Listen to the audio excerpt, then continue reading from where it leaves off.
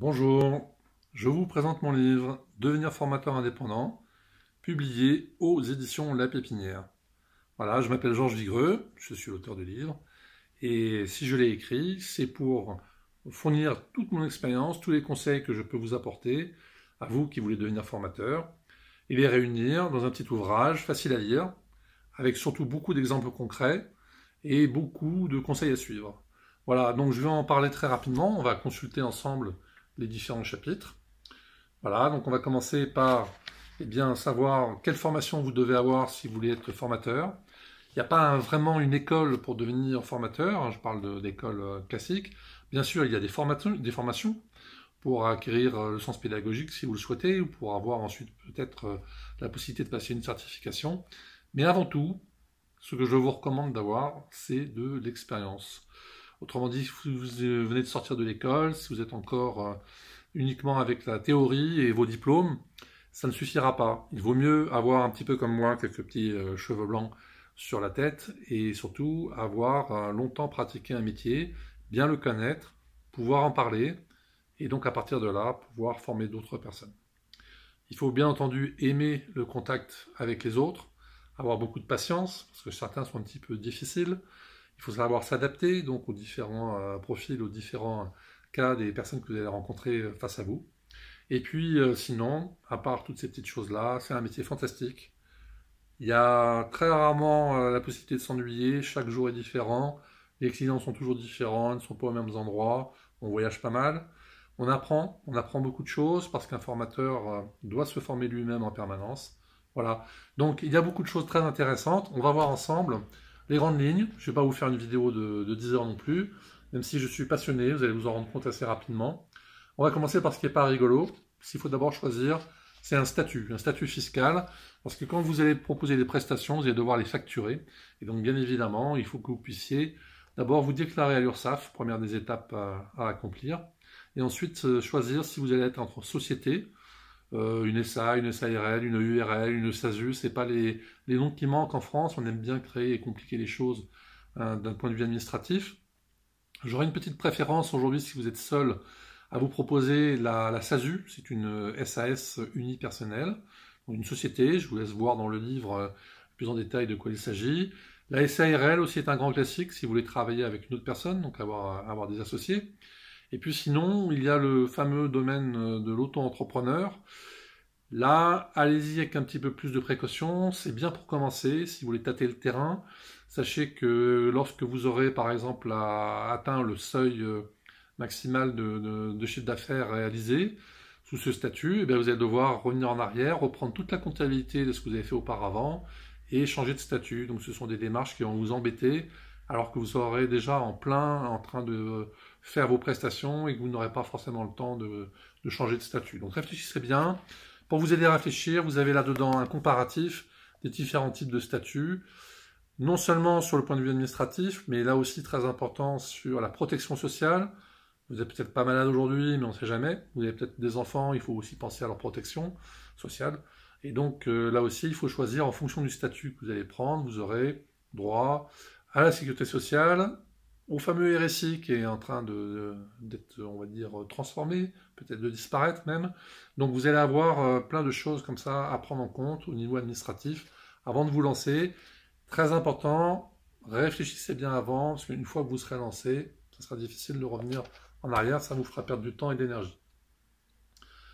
Voilà, une fois qu'on aura vu cette partie statut qui prend une petite quarantaine de pages, l'autre point important, c'est comment définir vos prestations.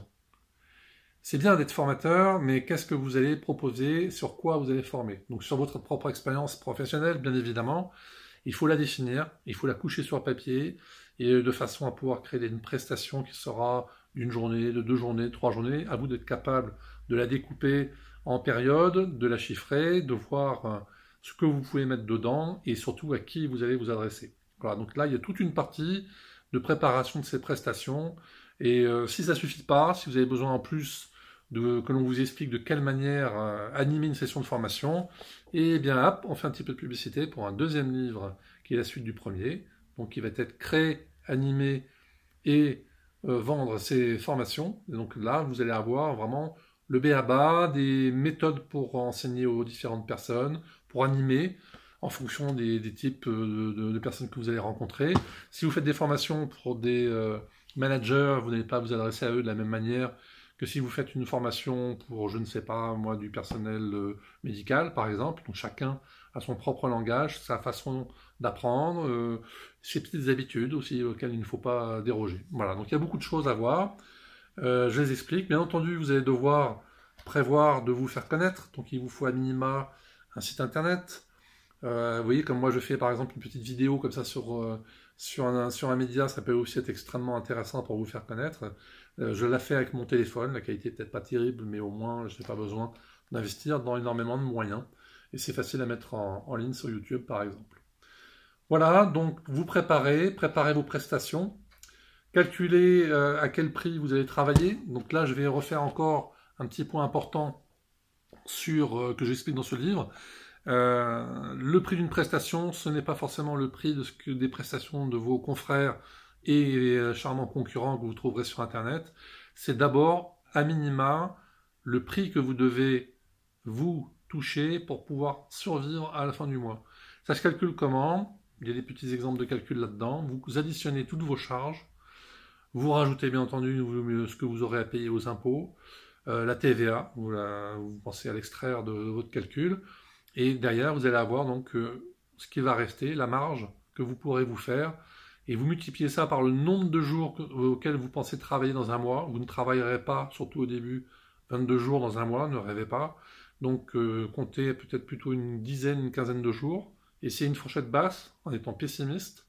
Et voyez si vous survivez en étant pessimiste. Voilà, à partir de là, vous allez avoir votre taux horaire, votre taux journalier. Il ne faudra pas en changer. Ça ne sert à rien de travailler à perte. Vous perdez votre temps et vous perdez de l'argent. Voilà, ça c'est un petit conseil en passant.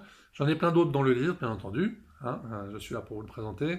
Alors, ensuite, je parle de la façon de cibler sa clientèle, les différents documents que vous allez devoir remplir, feuille d'évaluation, convention de formation, il y a tout un tas de documents administratifs, j'explique en détail comment faire pour les créer et ce qu'ils doivent contenir. Voilà, la façon dont on finance les formations, c'est important parce que vous allez vous retrouver avec différents marchés. Vous allez avoir d'un côté les centres de formation qui vont faire appel à vous en tant que formateur indépendant, parce qu'un centre de formation a très peu de formateurs salariés. Évidemment, quand vous allez travailler pour un centre de formation, vous gagnerez moins, puisque lui, il va prendre sa marge au passage. Et votre client ne sera pas votre client, ce sera celui du centre de formation. Par contre, si vous avez la chance progressivement de commencer à avoir vos propres clients, là, c'est une toute autre affaire. Vous pourrez proposer vos propres tarifs, fidéliser vos clients, s'ils sont contents de vos services, et à partir de là, donc avoir une marge nettement plus intéressante. Donc c'est pour ça que j'ai fait ce livre, c'est pour venir vraiment à la rescousse de ceux qui travaillent à leur compte. Je sais qu'en ce moment, c'est assez difficile avec la réforme qu'il y a eu sur la formation professionnelle. Moi, j'ai créé avec ce livre le site donc, de la société Intra Consultant, intra.fr.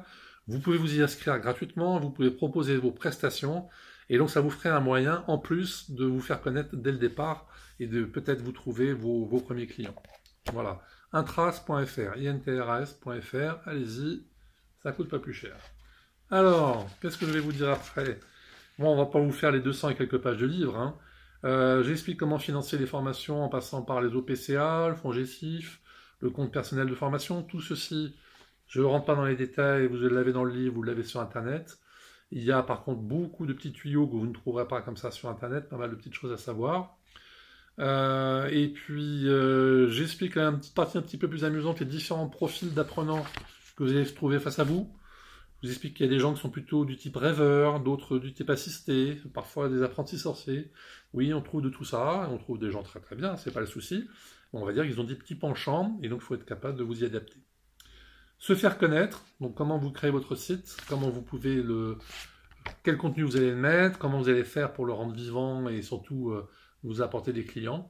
Voilà, et puis à la fin du livre, vous trouverez aussi des interviews de quelques-uns des membres de mon site intra.fr, des interviews donc de formateurs professionnels, comment ils ont commencé, quel type de prestations ils donnent, quelles sont les difficultés qu'ils ont pu rencontrer, ce qui leur a plu dans leur métier. Enfin, c'est toujours intéressant, bien entendu, d'avoir l'avis d'autres professionnels. Voilà, j'espère que j'ai pas été trop long. Je vous souhaite donc de réussir à devenir formateur indépendant vous-même. N'ayez pas peur, il suffit de se lancer dans les règles, de faire attention, de ne rien oublier, surtout d'avoir la foi, d'avoir la motivation et des choses à enseigner. Voilà, donc bonne lecture. Si vous voulez encore vous rappeler d'où vous le trouvez, c'est aux éditions La Pépinière, à la Fnac, sur Amazon, des sites un peu partout, ou directement à partir de la maison d'édition. Voilà, j'espère que ça vous a plu, et puis à bientôt peut-être pour une autre vidéo. Merci, au revoir.